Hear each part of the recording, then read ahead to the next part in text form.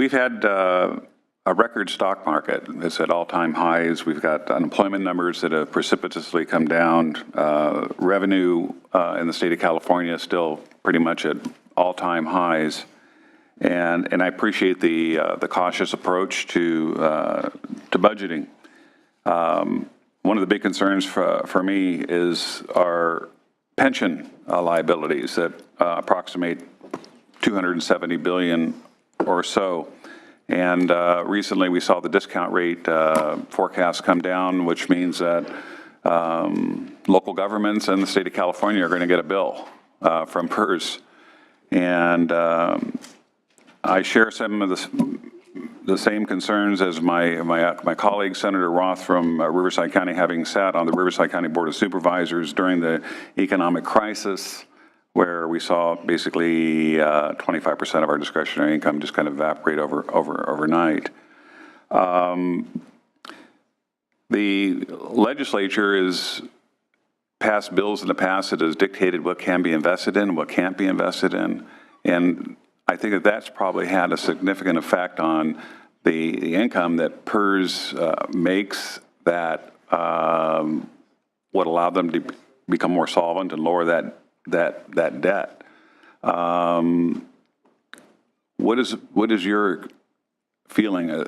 Should the legislature continue to pass bills telling PERS what they can and can't invest in? And maybe this should be directed more to Mr. Taylor. What do you think the impact of, as an example, not investing in tobacco, not investing in coal? I heard just in tobacco alone that costs PERS over $4 billion in potential revenue at a time when we've got to start thinking about, why PERS isn't doing better when we have a record stock market.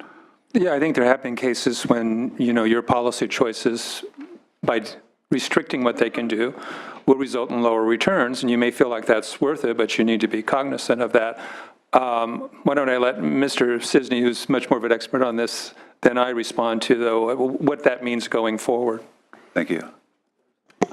Jason Cisney from the LAO, I think that's exactly right. In the Constitution, actually, the legislature does have some limits on its ability to constrain our pension funds from what they can invest in. And I think that, in effect, it really becomes a negotiation between the elected leaders in the legislature and CalPERS about how these statutory restrictions will work, because the voters in 1992 really gave the pension systems the upper hand in how to regard these limitations. I think the bottom line is that the legislature needs to be careful. There are clearly situations where the elected representatives of state have decided that a particular category of investment is very problematic, and that's something that the Constitution envisions can happen.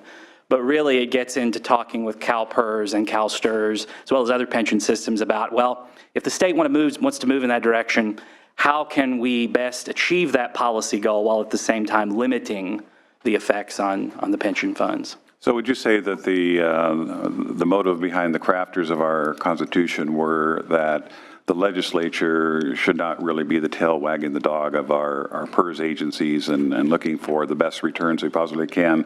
Well, of course, we want to send a message. Obviously, I supported a lot of the smoking bills that were passed into law, which I greatly support. But we also have a fiduciary duty on behalf of the citizens of the state of California to maximize the returns on investments that ultimately will have a less of an impact on them.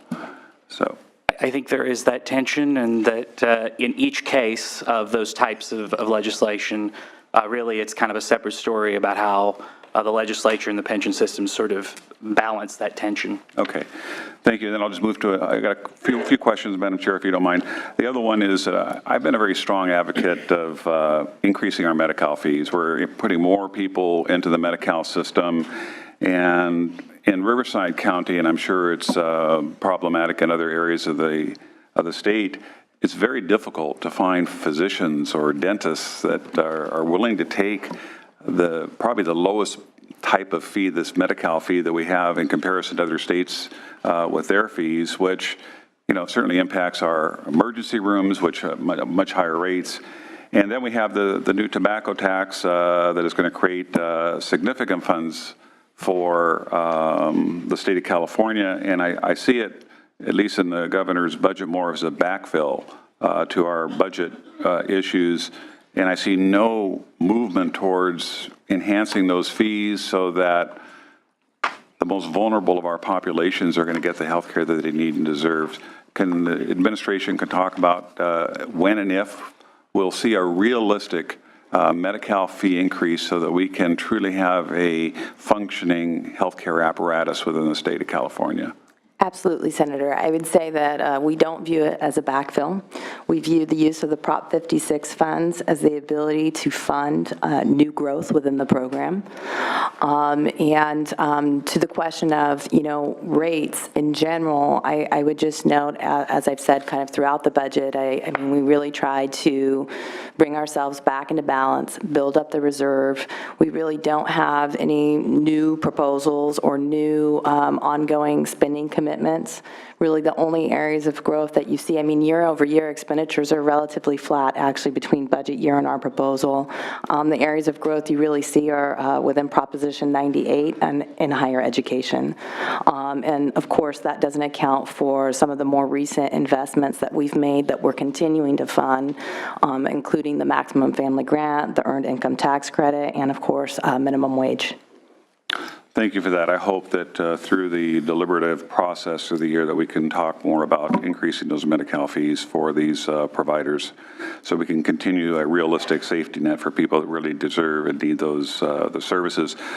Just also a quick comment, the middle class in the state of California is being squeezed, and just a few concerns for me. It's that I'd be very much opposed to any kind of a hike in the tuition at the state colleges and universities.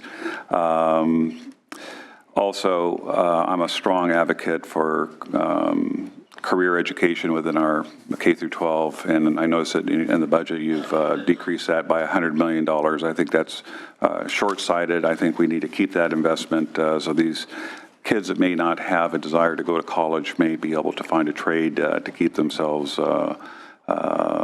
living humanely. Also, when we had the economic crisis and I was on the Board of Supervisors, I was chairman,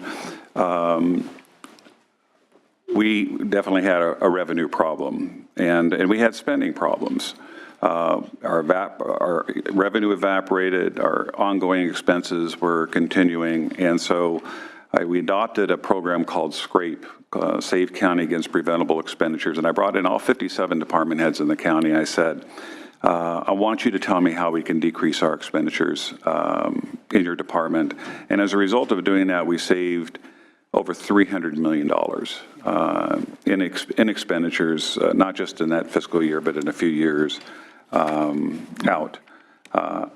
Again, the revenue in the state of California is pretty much at all-time highs. And I think one thing that I don't hear often here in the legislature is how we can garner cost efficiencies within the various departments in the state of California. Madam Chair, if we just decreased expenditures by 5% of our general fund budget, we'd have an extra $5 or $6 billion a year to fund many of the programs I know that are important to you, and I know that are important to me. And I think it would be a great project this year to work with department heads throughout the state of California and ask them, how can you come up with savings that can generate 5% so that we can provide more predictable services in the state of California. And we should look at, various line items. I know the Assembly recently has gone paperless. I think that's a great example. If we went paperless in the state of California, can you imagine how many hundreds of millions of dollars that I would save? As I look through just the dais here today and see all the binders and all the paper, this all can be on laptops. We don't have to, cut down thousands of trees to understand what's going on in the state of California. We also have a very capable staff with our 375,000 employees in the state of California, and we contract out for many services. And the Department of Health Services, as an example, we hire vendors to facilitate the payment of state resources and federal resources to our providers. Just We use Xerox Business Services just as an example, in addition to other companies. And I wonder, do we ever do these comprehensive analysis to find out whether or not we have the capability in-house to do a lot of this work that we contract out for, and eliminate some of these expenses in the best interest of doing things like increasing the Medi-Cal fee? And should we go out to bid, or how often do we go out to bid for these services to ensure that the citizens are getting the best bang for the buck?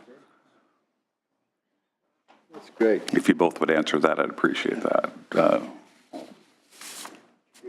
Well, you basically establish our office to do things like that on an ongoing basis. So we're constantly talking with departments and looking for ways to find efficiencies and suggest to you to review programs. I mean, we just did a report on a pilot program regarding doctoral programs that we didn't think you needed to continue. And so this is what we do. So we would love more attention to cost efficiencies. It allows you to continue to do the programs you want to do, but as you noted, to free up money to do other things.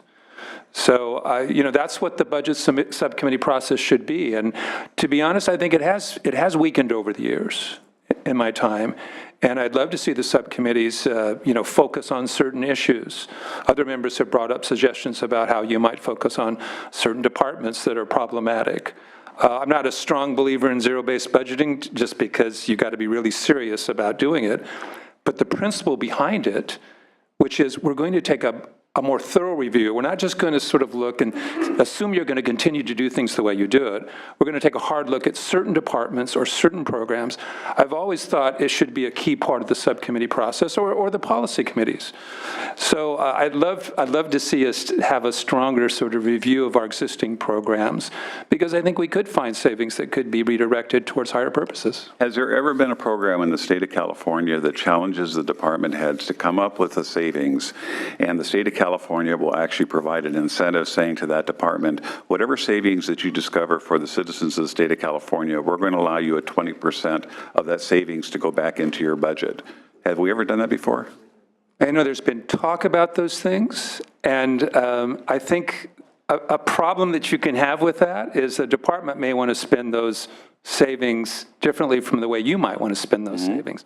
So while it does provide that strong incentive for them to reduce unnecessary spending, it doesn't necessarily guarantee them that they will be spent in a way that you think is safe. Agreed, but does that 80% premium that you're getting back into the general fund worth the autonomy that you're giving that department to spend that 20%? And that's the argument. And that's not a bad one. Yeah, thank you. And if I may, Senator Stone, I want to go back to your previous point, which I think is an excellent one, on career tech education and the investment. And I would note that we don't often have it, but we actually have a chapter this year in the budget summary on our investments in workforce, starting on page 45. And K-12 is just one example of where we're investing. We've also made significant investments in the community colleges, as well as beyond, actually into the workforce through the federal WIOA program. So, so your point is well taken, and I would note that we've made some significant strides in recent years on career tech. And I appreciate that, and I hope that that will continue. Madam Chair, thank you for allowing me the questions.